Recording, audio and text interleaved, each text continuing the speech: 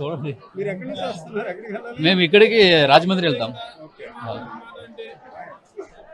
ఇది Vizag railway station లో మనం చూడవచ్చు. చెప్పండి, ట్రైన్ రష్ గా అట్లా అనిపిస్తుంది? చాలా రష్గా ఉందండి ట్రైన్ అయితే. ఆ, పండగ సీజన్ కదా ఆ మాత్రం ఉంటుంది. అంటే ఎక్స్ట్రా ట్రైన్లు వేసామని గవర్నమెంట్ చెప్తుంది, అలా ఉందా? అంటే ఎక్స్ట్రా ట్రైన్లు ఏముందండి, అలాగే నార్మల్ గానే ఉంది, రేట్ లేదు. కొద్దిగా రష్ గా అట్లా అనిపిస్తుందా? అనిపించడం ఏంటండి, రష్ గా కనిపిస్తుంది కదా. ఓకే. ఓకే. బాగుంది ట్రైన్, చాలా రష్ గా ఉంది. ఇది ఇప్పుడు రత్నాచల్ ఎక్స్ప్రెస్ లో మనం ఉన్నాం. ఎక్స్ప్రెస్ లో ఏ రకంగా రద్దీ ఉందో మనం చూడొచ్చు. చెప్పండి బాబు, ఎక్కడికి? హైదరాబాద్ వెళ్తున్నామండి.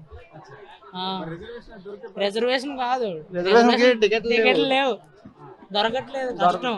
బస్సులు ఏమో రేట్లు పెరిగిపోయి ట్రైన్ మీద వెళ్ళాల్సి వస్తుంది. గవర్నమెంట్ అయినా తగ్గించాలి రేట్లు. బస్ ఛార్జీలు కూడా పెరిగిపోయాయి బాగా. మీరు చెప్పండి, ట్రైన్లు సరిపోయినట్టు ట్రైన్లు ఉన్నాయా, లేకపోతే ఇబ్బంది అవుతుందంట? చాలా ఇబ్బంది అండి.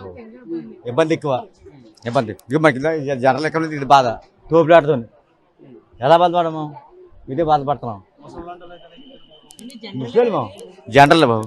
ఇది వైజాగ్ రైల్వే స్టేషన్లో జనం చాలా రద్దీగా ఉన్న పరిస్థితి ఉంది.